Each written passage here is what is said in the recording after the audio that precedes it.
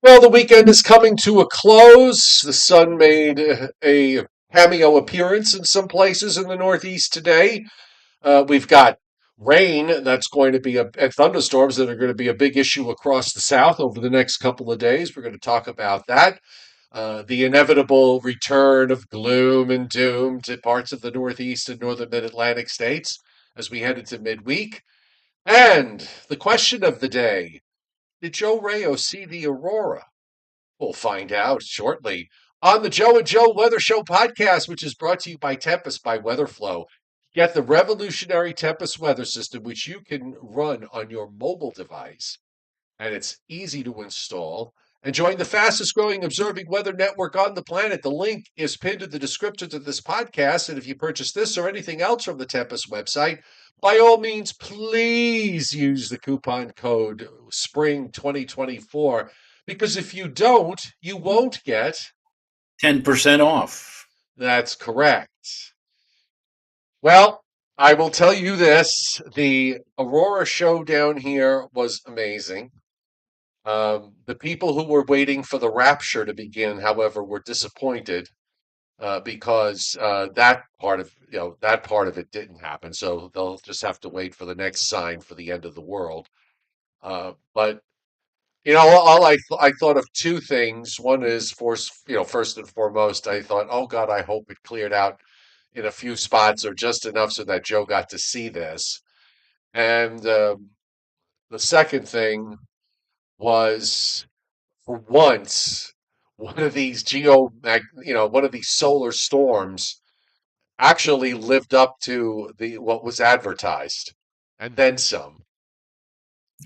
Yeah, it certainly did, and it's a funny thing about this scenario that we have. I don't know how many of you remember some years ago there was a film called Frequency, and I think it involved a son who managed to be able to talk to his father, who died 30 years earlier using a ham radio set, and they were bouncing the signal somehow off of this humongous display of the Northern Lights, which coincided with the 1969 World Series from 30 years ago, and it's an interesting take on radio and how radio waves are affected by the aurora. Of course, you can't go back in time with that, but uh, the thing is, the aurora, the Northern Lights display, apparently lasted through the entire 1969 World Series. And I commented to Renata, I think, at one time, I said, that can't happen. That can never happen. You can't have an aurora that lasts literally for 5 days. And she said, well, what way could that possibly happen? I said, the only way you could have something like that if you have a gigunda sunspot, which is like hiccuping, to use a better term, giant solar flares like every few hours, and so you have an auroral display or a display of the northern lights that lasts for 4 or 5 days in a row, which never happened. I said that never happens. That never happens. And look at what has happened just in the last few days. We have this giant sunspot, and Joe just keeps hicking up these, and the biggest one of all came Friday night, and that's what a lot of people are waiting for now is the Earth's reaction to that next surge of solar activity that may happen tonight. So if you didn't see anything on Friday night and are hoping for a redo, you may just see it tonight. Although I must tell you, by now I would have thought that we would have already seen a lot of that subatomic material reach the Earth. We're still kind of waiting. Dennis Cassia just sent me something saying that the graphs are beginning to go up again. So maybe, just maybe, we're seeing the beginnings of the next surge of activity, which may lead to another round of northern lights here overnight tonight. Well, I And just our put up a graphic from the uh oh, I forgot now what's base. the national from NOAA. Okay, yeah. This is this was put up. This just went out on Twitter like 19 minutes ago. A strong geomagnetic storm warning is in effect, Right. and that is G3 levels are once again expected. So can you explain what G3 levels are? there are various levels for visibility of the aurora, and you can see on this map. What we had the other night on Friday night was a G5 event, right along that red line that you see there, indicating that auroral activity could be seen maybe as far south as the Mid-Atlantic area. It actually, on Friday night, was recorded all the way as far south as Key West, Florida, and even observers down in Puerto Rico claimed that they had been able to take note of some faint auroral activity in their northern skies. I mean, that would have been only the third time since 1859 that the aurora has been visible all the way as far south as Puerto Rico. Now, that was a G5, and Joe just put up here an update that G3 levels are expected. G3 means that we would be right on the cusp of seeing an aurora. It would not be quite as dynamic or dramatic as what we saw on Friday night. For example, Joe, it might not make it all the way down to your house Right. this go around. It's still significant in terms of seeing the northern lights. And I must say, this is more or less just an educated guess. The people who run the NOAA Space Environment Laboratory, they're doing their very best to try to attempt to make a projection as to how much is going to be seen. It could very well be that it could fall just short of a G3 and most of the activity stays just to the north of the latitudes of New York, or it may be stronger. It may be strong enough so that we again see the aurora this evening or overnight tonight. Of course, the big question is cloud cover. Now, for me, the clouds broke just before 11 o'clock on Friday night. So, yeah, we did see some vestiges of pink in the sky from here where I'm talking to you in Putnam Valley. Some folks up near New Paltz even saw shades of green in the sky. And, of course, you saw it all the way down as far south as Georgia, though. Now, Yeah. right now, as I speak to you, my sky locally is totally and completely overcast. But the forecasts are for enough drying to occur so that between now and let's say 1 o'clock or 2 o'clock in the morning, the sky should clear. So hopefully, for me at least, the skies will clear and we will have a display again of the northern lights. We'll just have to play it by ear and play it hour by hour and wait and see as to what happens. I see Vincent Croce, and I did see on one of the local newscasts at 6 o'clock the view of the New York City area, the Empire State Building, blue sky, puffy, fair weather clouds. So in New York, and I know across Long Island, it's been beautifully clear for the last few hours. But up here, that doesn't help me any. Up here, it's still kind of dingy. But assuming that the clearing works its way up here, we'll see some clearing conditions in the coming hours, and maybe a view of the northern lights. We'll have to wait and see. But we do apparently have a second chance tonight for seeing a display of the aurora borealis. Well, if it outperforms, it's good for me because I'm clear. And I actually uh, posted some shots. Some people went up on Brasstown Bald and put up some pictures, but I can't show them because they may have been copyrighted. So I'm not able to show it. But I am told that people were gathering in all the high places where you could get really great views, like up in Nottely Dam, Brasstown Bald, and a few other places.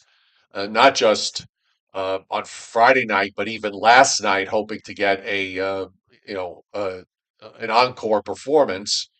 So we'll see if maybe this one will outperform with all the activity that's been going around. I hope you see something.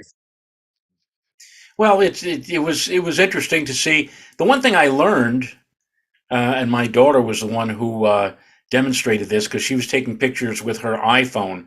The one thing that we learned is the fact that the iPhone sees a lot more than your eyes do. And I have to tell you that as impressive as the pictures that she took from our back deck of the pink sky with the Big Dipper immersed in that pinkish glow, it didn't appear anywhere near that visually with the naked eye.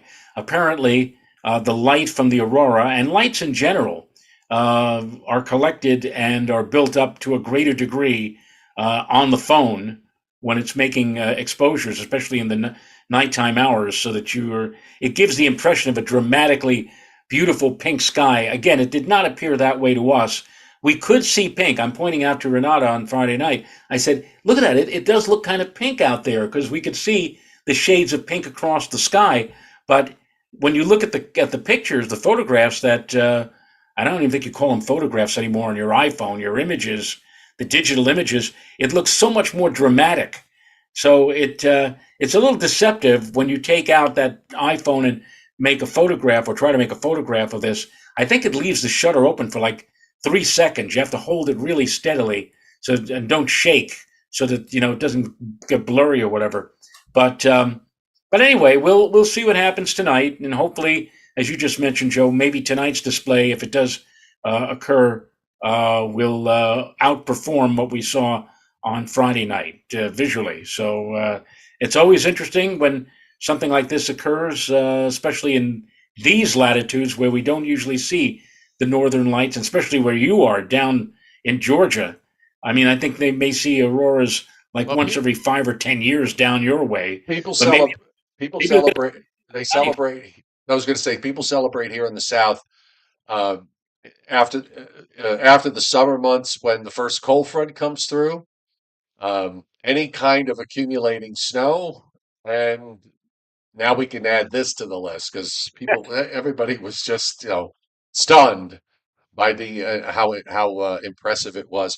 Welcome to everybody on the chat board to tonight's Joe and Joe Weather Show podcast. We're on Sunday through Thursday at 7:35 p.m. And Fridays and Saturdays are usually off days unless there's a storm around. But if there is and we do an extra show or two, we certainly will let you know about it. Subscribe to my YouTube channel for those of you lurking in the background and turn your notifications on so you don't miss us. And of course, if you do like the show, uh, it's uh, it's always nice to hit the like button because we like it when you do. Now, Okay, did you spend Mother's Day weekend with your grandchildren or? I was there yesterday because it was my grandson's birthday yesterday. So I, Oh, I went yesterday. My daughter's uh, my daughter's view because she's got three children under the age of 6 is that Mother's Day is her day and she wants to be left alone. yeah. So so there is no Mother's Day thing that goes on. So I respect that actually. She slept in. She, you know, read a book, did a few other things for herself. My son-in-law took care of the kids, and yesterday I was down there with my grandkids, and it was a lot of fun, a lot of fun. Went to a baseball game, went to a soccer game. I did all those things, and well, I'm sure hope, God willing, there'll be plenty more of that. All right, so we've got a new week, and the cries of why is the weather the way it is during the spring continue to they grow louder and louder with each passing day. You can't even string two nice you have a tough time stringing two nice days back to back, let alone three or four. And I always respond with the same thing. It's spring. It stinks. This was just spring in the east, in the Northeast in particular, is a horrible time of year. And this is certainly playing out that way. And we've got some more, although it doesn't look like we're going to get any kind of, catastrophic flooding rains across the Northeast and Mid-Atlantic states. It's going to be, I would think it would be mostly manageable, entirely manageable. But it's another descent into the abyss of gloom and doom that is on the way. But we might squeeze out a decent day for Monday. It's you're absolutely right about spring. It can be sometimes a thankless month, especially I've known many a spring where we hear that places just a stone's throw away to the south and west saw temperatures soar, let's say, into the 70s or 80s. But meanwhile, we here in the tri state area get an onshore easterly flow that persists for many, many days. And so we're stuck with temperatures in the 40s and 50s and clouds and on and off periods of light rain and drizzle. Um, yes, I've known many a spring like that. Today was, not a great day. It did improve a bit during the afternoon hours. And, you say to yourself, my goodness, and even yesterday, well, not yesterday, but Friday. Friday was like 51, 52 degrees here with on and off light rain. And just a couple of days earlier, it was like 86 with bright sunny conditions. You say to yourself, how is this possible? Well, it's possible because it's spring.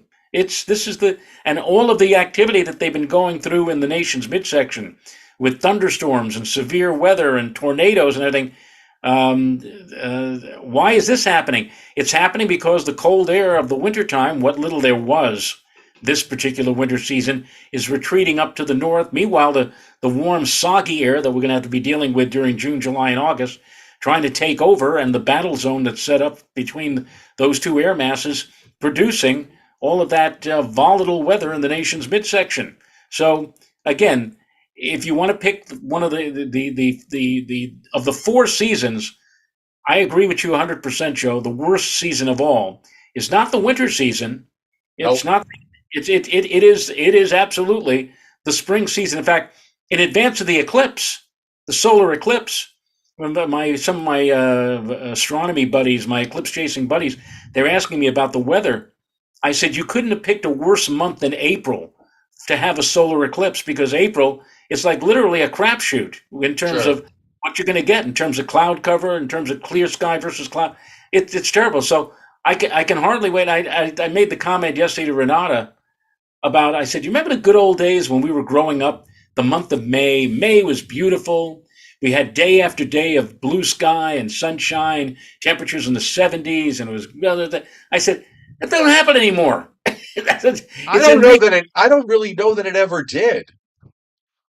No, I It, remember May. I mean, I know March and April were like, yeah, but you look forward to May, and May was like the month where, oh, thank God we're coming out of it finally. And like, what did we had like 4 years ago on Memorial Day weekend? It was like 45 degrees with drizzle. It's it's oh, right. Yes. uh, Well, um, we'll see where this takes us, and the upper air patterns bringing the trough into the east is a problem now because we were getting this, the flow the way it is.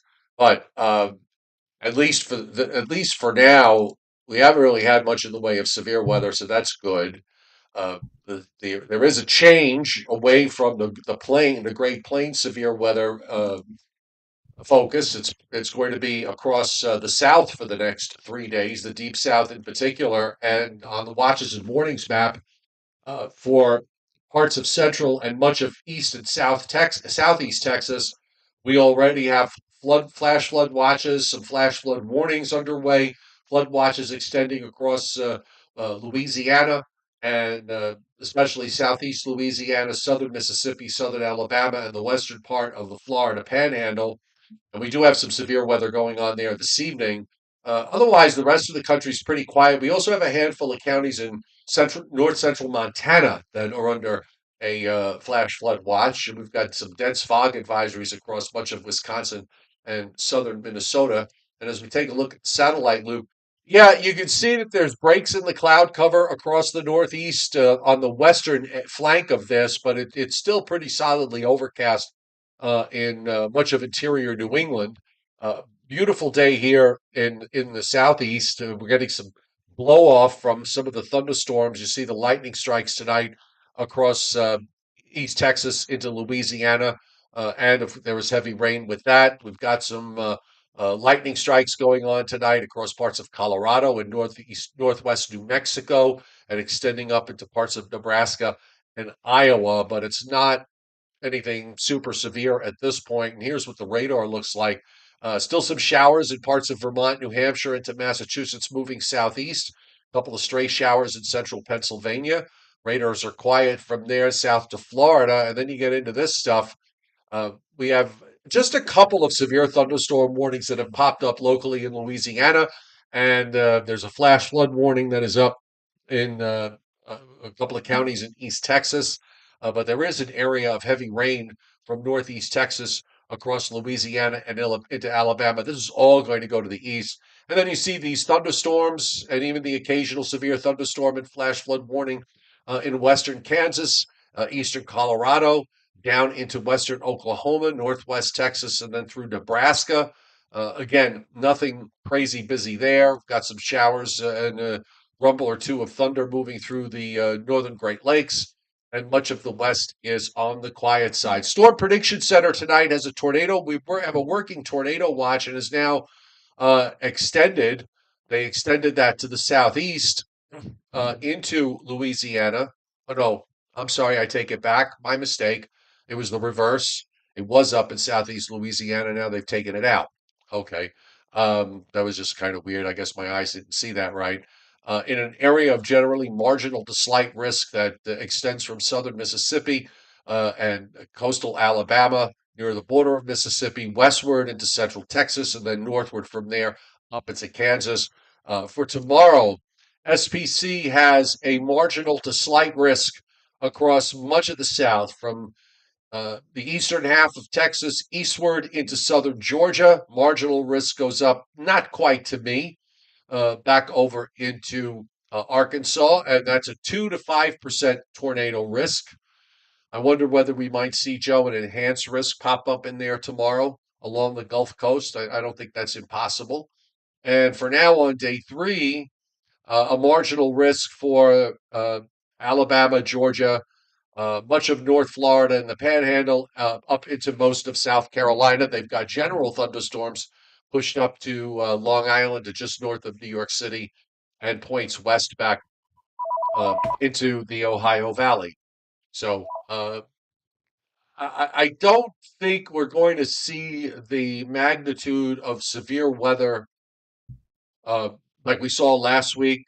But the bigger story is probably going to be the rain across the South, because WPC's got a stripe there of 7 to 10 inches in parts of southern Mississippi and just kind of touching southeast Louisiana, but all across the deep South. Now, We're wasn't talking about big rains here this for the next 7 days. Well, wasn't that the this region that last summer and fall were in dire straits with, severe drought? Oh yeah, I drove to my sister's a couple of times, and it was like driving. Everything was scorched along driving west on I-20, and then going on I-22 across central Alabama into northern Mississippi. I mean, literally. I mean, it's flat as a board. It's pretty flat there, a little hilly, but nothing crazy. But and you're essentially driving a straight line, but it was scorched. And yeah, this is the complete opposite now. They're not going to have the dry problem. Now the problem's going to be the other way, is whether at some point it's going to be too much rain. Yeah, it's like what I always say, nature always balances the checkbook. You may go more than a few years without something, be it snow or rain or periods of dry wet, whatever it is. And people always say, "Oh, we got to pray for more rain, or we got to pray for dry weather." Like, it'll come. It eventually comes, but unfortunately, when it does come, it instead of coming in the same manner that, like, for example, if you have not had any significant rain, if you've been at a drought for 4 or 5 years, and then you will get it back. Honest to goodness, you will get it back. Unfortunately, instead of replenishing all of the rain over a span of 4 or 5 years that you missed out on, nature says, "Oh, you need rain," and boom, it gives it to you the 3 or 4 or 5 years that you've missed out in one year or a few months, and then you end up with what happens sometimes, like, let's say, with the atmospheric rivers hitting California. So all of those folks who are down in the Gulf coastal states who were saying it's, oh my goodness, and then you said, Joe, it looked like scorched earth. Well, guess what? Here it is. You wanted it. You wanted the wet weather. You wanted the rain. Unfortunately, it's all coming back, and it's coming back on a much shorter time frame as opposed to what it took to build up on all of that scorched earth and dry weather over a few years. But that's the way it goes sometimes. That's the way nature is. Yeah, oh, absolutely. And as far as rainfall is concerned, I mean, outside of the really extreme amounts that are being forecast across the deep south, we do have inch-and-a-half amounts as far north as southern New Jersey into Maryland, 2 to 3 inch amounts through our interior Virginia, North Carolina to Tennessee. I'm in the 2.5 to 3 inch zone here in North Georgia, Eastern Kentucky, inch-and-a-half to 2.5 there. Also, in the middle Mississippi Valley, we've got an area of an inch-and-a-half to as much as 2.5 to 3 inches in a small patch from northeast Kansas into northwestern Missouri. In the Northeast, it's mostly 3/4 of an inch to an inch. There's a patch of an inch and a half plus in northern New York and in northern Vermont. Up in the northern plains, we're looking at generally half to 3/4 through parts of the Dakotas and Minnesota. Up and down the Rockies, the same, half to 3/4. And by the way, on Saturday, I think it was Friday night, Saturday, in the foothills just west of Denver, and in the higher mountaintops there, a foot plus of snow fell.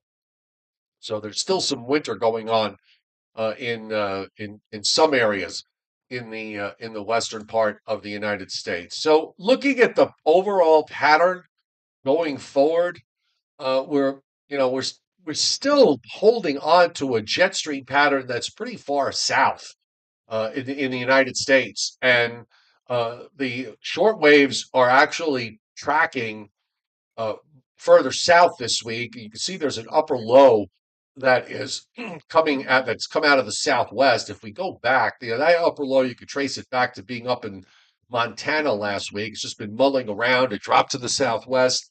Now it's opening up and moving eastward, and it's a fairly well-defined shortwave that moves across the southern part of the U.S. and off the east coast. By the time we get to Wednesday night, the northern jet is still there. That trough gets kicked out. More troughing comes in behind it, and this continues as we go into next week. There's a little bit of ridging, but there's another little trough. There's troughing in the southeast. There's a lot of short waves running around next week. We're talking about the week of the ninth, of the starting the week of the 20th now, and that's going to continue. And look at that. If the model's correct, there's a fairly strong trough that forms in the eastern part of the United States and also in the west late that week, going into the Memorial Day holiday weekend. We'll see if that's going to have any kind of, you know, impact on that. But this is not the type of jet stream pattern that screams, 5 days in a row of sunshine and warm temperatures. It's just not there. We're still in that place, Joe, where you get the odd day here and there, like you said before. One day last week we were in the mid 80s. 2 days later, it barely gets above 50. That's still where we're at as far as the weather in the Northeast and northern Mid Atlantic states is concerned. Yeah, it's crazy. It has been crazy for quite a few days, and I was looking at the latest. Well, not the latest. It's actually a couple of days old from Dr. Cohen, who says, to be honest, I'm not sure what to make of what the models have been putting out over the last 24 to 48 hours, but they are predicting a full atmospheric Arctic warming in late May, almost akin to the impact of a polar vortex disruption that would result in high latitude blocking and cool weather across most of the eastern United States. So he's kind of confused. In other words, what he's alluding to, I guess, Joe, is that we may be looking at a protracted spell, at least here in the east of the Mississippi, of near or below normal temperatures. So what we had here, as I mentioned last week, last Wednesday, we had like 86 degrees here in Putnam Valley. Those kind of days could be few and far between now and the end of this month. At least what Dr. Cohen is alluding to. Yeah, it's hard to gain anything off the fact when you look at I brought up the 10 millibar maps. You can look at the stratosphere because the polar vortex is obviously gone, but there is like a sort of a broad low up there. That's just I think it's a low.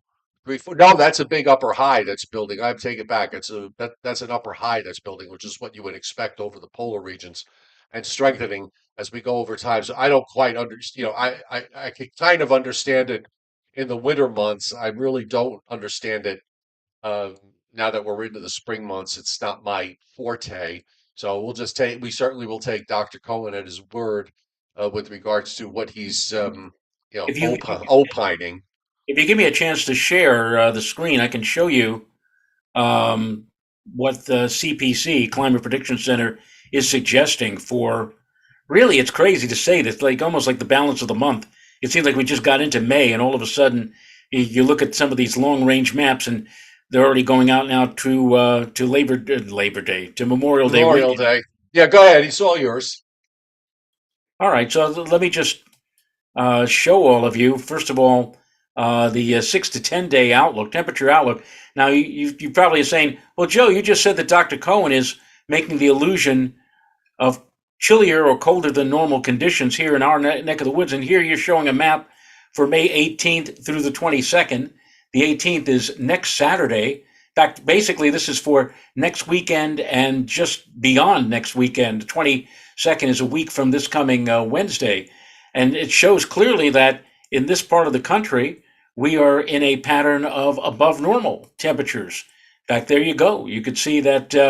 I mean, it's not exactly way above normal. It's, in fact, it's kind of like, well, let me just go here. This would be only 33 to 40%, so leaning to above normal in that time frame, 18 to 22. But I want to point out, look out here over the plain states. CPC is saying below normal conditions for Montana and for Wyoming and parts of the Dakotas, particularly so over northern Montana. Now, what happens when we jump to 8 to 14 days out? And look what happens. This area of colder weather is beginning to expand quite noticeably, and all of that very warm weather that we saw in the 6 to 10 is being suppressed, is being shoved out to sea, while this area of colder than normal conditions is beginning to blossom now. It's beginning to intensify and beginning to push to the south and to the east. Now, this goes out to the 26th of May, 20th to the 26th. 26th is the Sunday of Memorial Day weekend. So that would seem to suggest, if you want to do a little mental extrapolation, that by the time we get to the end of the month, that this area of below normal, this much cooler air, is going to overspread the Great Lakes and move into our neck of the woods here in the Northeast. So maybe not immediately, maybe not, in the foreseeable next few days. But what I think Dr. Cohen was alluding to is by the time we get to mid to late month, that we'll start seeing a new round of much chillier or much colder conditions than normal overspread the northern plains, eventually move into the Great Lakes, and by the end of the month, will be over the northeastern part of the country. And so that's what he's talking about. This is a pattern that looks more like what you would see with a polar vortex disruption in the wintertime. But it's not winter. It's the month of May, for God's sake. And again, it looks like that we'll be looking later on this month for a cooler than normal airflow. I didn't get a chance to look here. Let me just see precipitation wise. So oh, look at this. Above normal. This is the last thing they need down over the southeastern states is more above normal. This is for the 6 to 10 day precipitation outlook. And for the 8 to 14 day, again, more above normal. Hey, Joe, if that air mass that Dr. Cohen is alluding to, if it was any colder with this type of a pattern of above normal precipitation, if we get it to be a little bit colder, hey, maybe we Yeah, can. that's Oh, not happening. Yeah, no, that's not happening. You know, one of the things that people misunderstand, especially in the springtime, when you get these 6 to 10 day outlooks and the 8 to 14 day outlooks, and they're above normal. When CPC is looking at those, they're looking at that from the broad perspective, particularly at what's going on at the higher levels of the atmosphere.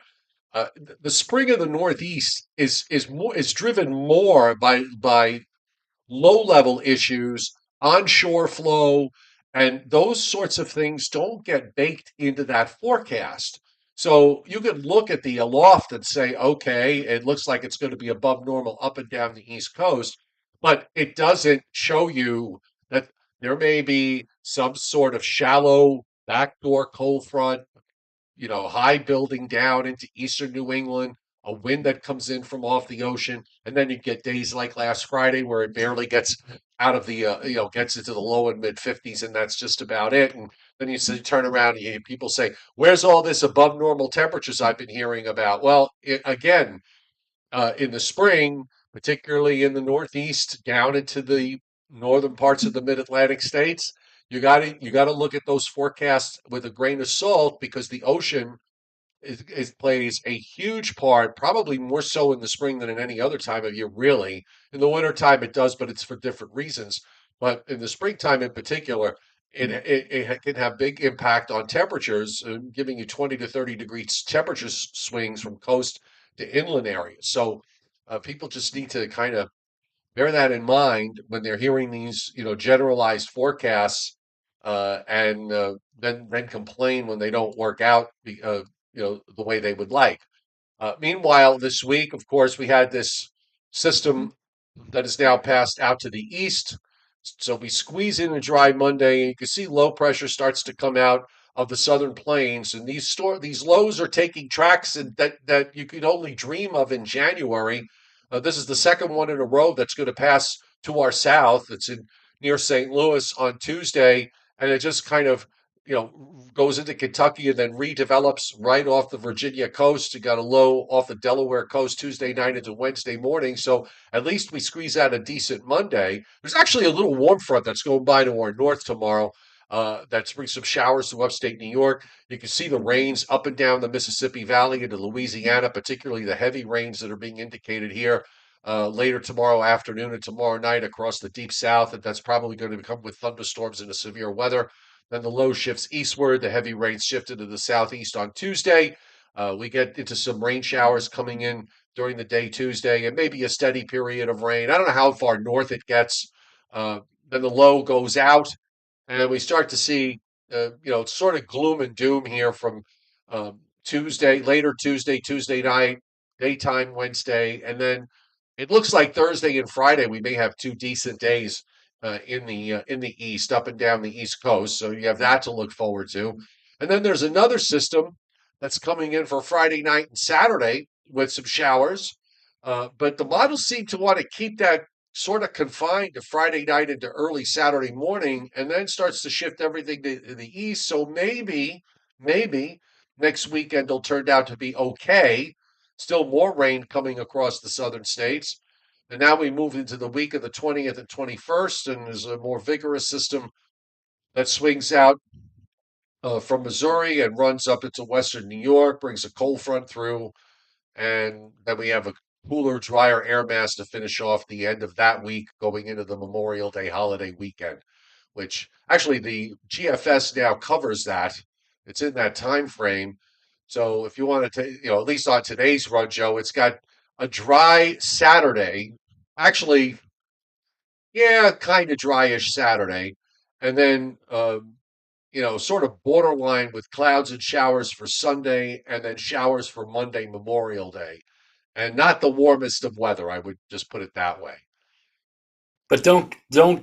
This is not Right. obviously This is just today's run. It's not something you should put a bank on for sure. right. Exactly. Things can change over a long span of time, and we can only hope that things. But as we have said before, the more of the three big summer holiday weekends, the Memorial Day holiday is the one that there's always bad luck with that. Bad luck in the sense that it never seems that it turns out to be okay. That there is always at least one, if not all 3 days, turns out to be rather unsettled. It's just Right. that's the nature of the beast, so to Well, speak. now there's four summer holiday weekends because you have the Juneteenth holiday. That's a The June. 3 day weekend, and that's actually usually going to the way it's. I think the way it works out, it may be Father's Day weekend now will always be a 3 day weekend, a 3 day holiday weekend, which it always should have been. But that's just me, and that's just me saying it as a dad. Just a reminder that today is May 12th. And I just went to NHC's website because beginning on the 15th, which is Wednesday, we will see tropical weather outlooks coming out. So it's only 3 days away, folks. So we'll certainly be getting into the habit of checking those on a regular basis right here on the Joe and Joe Weather Show podcast. And I don't know what that is. Oh well, that's Oh, yeah. okay, you have that up. Okay, so go ahead. What Right. explains? I just As Desi Arnaz would say, splain. I I brought this up. This is the what's called the planetary K index. Now, in the for the latitude of New York City, 41 degrees north, in order for the aurora to begin to be visible above the northern horizon, you need the K index to reach 7. And for people like Joe, for example, to see the aurora, you need the index to climb up to all the way up at the top here at 9. And this is why when we talk about magnetic storms, geomagnetic storms, this is why here they're in shades, various shades of red. This was they're reaching 9, and it did reach 9 Friday night into early Saturday morning, all the way at the top of the scale. And as you can see, with the passage of time during the day, yesterday, and into last evening, the storm activity that brought us the Aurora on Friday night gradually diminished until finally, by the time we got to this morning, it's in the green now. This is where you would normally expect to see the K index down to 5 or 4 or 3 or whatever. That's where it's been for much of the day today. However, in just the last 3 hours, from excuse me, from 5 o'clock to right now, 8 o'clock, we see that yellowish orange glow here. It's up now, back up to a 6. Now, we did have a situation where the sun spewed out a major flare on Friday night. In fact, let me see if I can bring that up here for just a second.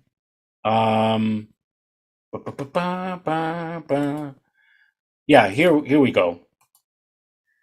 Now take a look at this. This is the coronal mass ejection that took place Friday night. Of course, you can't see the sun because the sun is below the horizon, but satellite, the SOHO satellite, which keeps track of the sun 24 hours a day, which is 1,000,000 miles away from the Earth and is trained on the sun. Look at this area that just blossomed, this giant, as we call it, CME, a coronal mass ejection, which took place. And look at all these speckles. These are protons that are hitting the camera.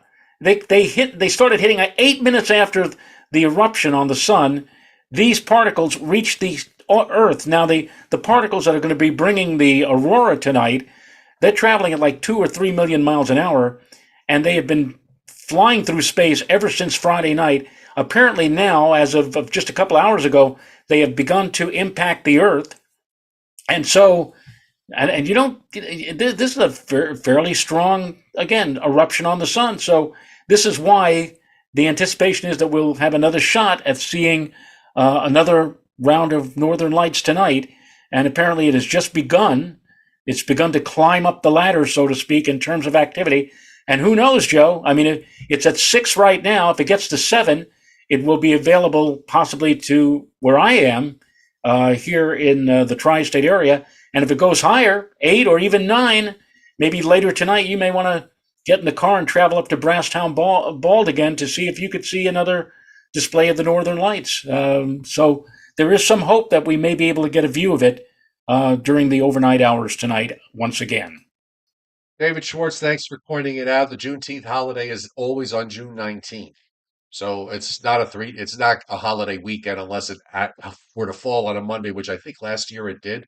So this year it's on a Wednesday. So for those of you who are creative, you could turn it into a 9-day weekend if you'd like. So that's up to you.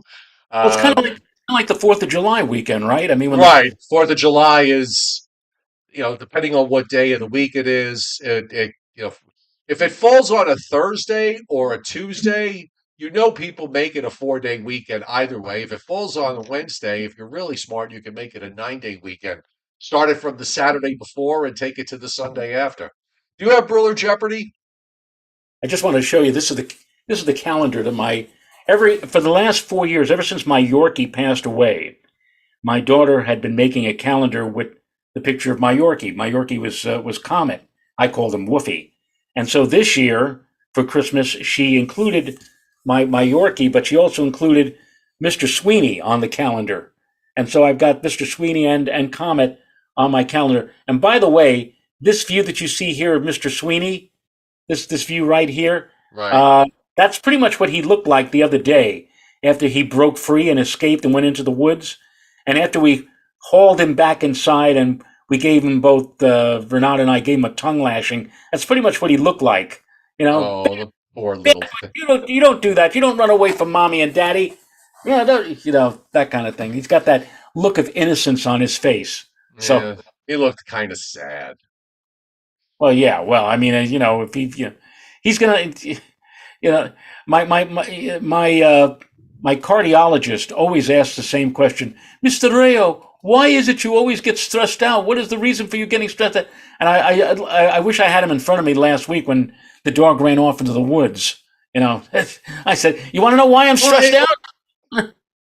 listen, listen. I totally relate to it. When I was trying to train my dog to be off leash, and he was perfectly fine when we were in one of the parks here, and um, he got onto deer scent, and it was like I didn't exist, and he took off, Yep. and and this is a park that um, uh, so there's a dam, and you could either drive over the dam or you go down a road down this deep, this very steep hill to the bottom of the dam, and there's a park there with a river that runs, as part of the Tennessee Valley Authority, and they release water from time to time, so you get these rolling rapids that run through, and there's mountains. There's a mountain on one side, and it goes up quite a ways, okay? And it's at almost a 90-degree angle. He just disappeared, and he was gone for 3 hours. Um, and 3 hours later, he came back. He came back to the spot where he disappeared from. So they don't. You don't know where they are, but they know where you are. That's something you always have to remember when they run off and go into the woods like that. But I it's scary. I you know it know is. It's it's just it's terrible. very scary. And William Huber wants to know: did Mom get a Mother's Day card from the dog? And yes, William Huber, yes, the dog did give a Mother's Day card to Renata. And I almost wish I could put it on Facebook, but I'm afraid if I put it on Facebook, Joe, I'm going to maybe end up in Facebook jail or something. Yeah, There's one word on that card. I mean, it's not a horrible word of the so-called 7 words that are not allowed on television. You sometimes occasionally hear that on television. It's the word that starts with S. And I'm just saying to myself, should I not put the card in? Because it was a funny card, but I just don't want to get in trouble with the people who run the Facebook page. all So right. And you don't want to get in trouble with YouTube either. So exactly, then I have to go back and then I have to go back and let them know that there was foul language in the video. yes, whatever. Okay. All right, so this is. Uh, I don't know why he says I'm holding it in my hand, but Scott Briller says, in your hand, you are holding the last envelope. That goes back to the days of the Tonight Show and Karnak the Magnificent, by the way, of the last envelope of annual precipitation by state on Briller Jeopardy. So we have tonight the last of the last five, so to speak, annual precipitation for the state, Joe, of Virginia. Virginia. I'll say I'll say 45. Ah! I thought you were going to get it, Joe. I had that feeling that you were going to get it. You went in snake. You're at snake country with that 45. Well, Maggie P said 46. No, Maggie, you're a little No, bit on. it's the other way. So Mike Waterhouse said 44. And J. Justin B. also 44. And That is the correct answer. and Alan Rupa said 44 too, and so did Yeah. William Uber. Okay. Well, I was How, close. okay, so how about Washington? Not Washington D.C. Which Washington State. Washington State. All Yes. right, so this is another California issue because the you know, you got parts of the coast and the mountains there that get like 100 inches a year. And then There's you've got the one place on the coast. One place on the yeah, coast. I mean, how are you going to figure this out? Because it's like, you got the whole where most people live is along that the coastal areas and around Seattle and all the rest of it. When you go inland, it's a whole different world. So I'll say, I don't know, 35. Pretty damn good guess, Joe. Not the right guess, but it's a pretty close. I see William Huber has 32. That's a little bit on the low side. Chuck Cardillo a bit too much with 51. Frank Scalera 43. Mike Waterhouse has 37. Oh, Mike, Snake Country from Mike Waterhouse. Okay. So it's either 38 or 36. I'll go the upside bias. I'll say 38. 38 is the correct answer. 38 inches annually in the state of Washington. But again, as Joe points out, along the coast, and I know there was one spot, one weather station, I don't know if they still report anymore, but back in the day, Quileute, Washington, it always seemed like it rained every day there. You know, one place you don't want to live, I guess, if you're getting too depressed by clouds and rain, would be Quileute, Washington. But you're right, because areas just to the west of just to the east of the Cascades are in the rain shadow, and they get much, much, much less. But 38, the average for the state of Washington. Now the next one, Joe, we did West Virginia, so now we did Virginia. Now we're gonna do West Virginia, and Uh, Virginia, by the way, was 45, was right. 44. Well, Tennessee and Ohio are on the highish side. I'll say I'll say 42. Yeah, a little bit on the low side. A good guess, but just a tad too low. Richmond Rothmansky said 45, And 45, Rich Rotmansky is the correct which number. is what I said for Virginia, so I just should have said it again. It's true. Yes, you should have said it again. So let's go with the last two. The last two states, both of which are. Did he do this alphabetically? I think. Well, no, not No, necessarily. He did. I don't know. UVW. Yeah, I think well, this time around. Anyway, Wisconsin. Wisconsin. Hmm. By the way, I Joe, I thought of you last night. Of all people, Renata last night at before 11 o'clock. I came upstairs. You know what she was watching on? There's a channel that does just legal. Uh, the shows that deal with legal TV shows, and she was watching. I think it was season 7 of Perry Mason. I said, okay. I can't believe this. You're watching Perry Mason. What do you think? I said, "Oh, Joe Chiaffi or whatever." And it was the episode. I don't know if he appeared in more than one episode, but it was an episode with Bill Well, Mooney. oh Uh, yeah, yeah, with the yes, with the shoebox with the gun in yeah, it. Yeah. yeah, Um, yeah, and they were running, by the way, you just reminded me too. Sci-Fi Channel was running Twilight Zones last night. yeah. Why? And It was like a marathon. yeah, I don't know why they showed a lot of episodes that I had never seen before. Really? Yeah.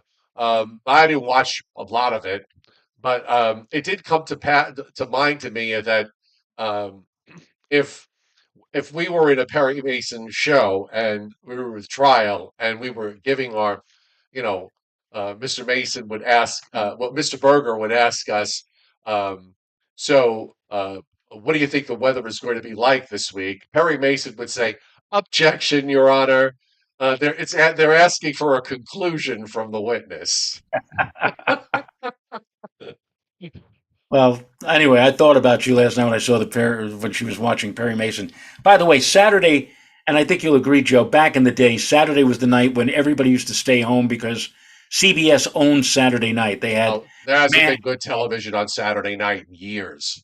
all And on the it's film. only gotten worse now with legacy television going down the drain anyway. So, Oh you God! know, And anyhow. I said, so it's come down to this. Now you're watching Perry Mason reruns on a Saturday night. And but again, I did it like a double. When I saw Bill Mooney, I said, "Oh, look at that! It's Will Robinson." So anyway, back to Briller Jeopardy. Wisconsin annual precipitation for the state of I'll say 38. 38. Good guess. Too high. Okay. I don't know which way to go with that. Northern Grace said 38. Frank R said 42. Maggie Maggie P said 32. 32. Maggie, you're in Snake Country with that 32. 32. And So it's Mike 30 Waterhouse said 33. and 33 is the correct answer for Wisconsin. And now, Joe, I have in my hand the last annual precipitation state. And here it is, Wyoming. Oh God, I'm trying to remember what we had for Montana. Hmm. 21. Too high. Mike Waterhouse at 14. Carol DeCara at 13. 13, Carol DeCara, you are right. And let's ring the bell at least once tonight. And this is for Carol. Carol, you got it right on the nose at 13 for Wyoming. Okay. And All one right. last, Well, did you know that CBS this fall is coming out with a show, Matlock? yes, I did see something along those lines. They can't come up with anything new. So they just take the old stuff and just redo it. But it's not like an Andy Griffith character. It's a No, woman. It's a yeah, woman, it's a and the commercial they're running to promote this show. Somebody says to the woman who's playing this lawyer, said, Matlock, isn't that like the TV show? I'm saying to myself, you're cross promoting a show that's been off the air for 25 years or whatever. they brought back Hawaii 5-0. It's like, can we just the Equalizer, it's just, can we stop already? There's nothing worth watching on network television at all. Um, so That's why I'm going. they should put us on network television, Joe. They should. Well, we have our own network here Sunday through Thursday at 7:35 p.m. and the Joe and Joe Weather Show, brought to you by our affiliate Tempest by Weatherflow. You can get the revolutionary Tempest weather system and join the fastest growing observing weather network on the planet. The link is pinned to the descriptor to this podcast. Use the coupon code SPRING 2024 for anything you buy there. If you do, you will get 10% off. 10. and for those of you who don't like to necessarily watch on YouTube, but just to let you know, we're on, this podcast is also on Spotify. It's on YouTube Podcasts, Apple Podcasts, and a whole slew of places that call podcasts home. It's just that when you watch it on YouTube, then of course you can participate because we're a live show and you can jump on the chat board and talk to us directly, which is an advantage. So, Yes. yes. Okay. Everybody have a great night, and we'll see you tomorrow night at 7:35 p.m. Night. We'll Bye bye.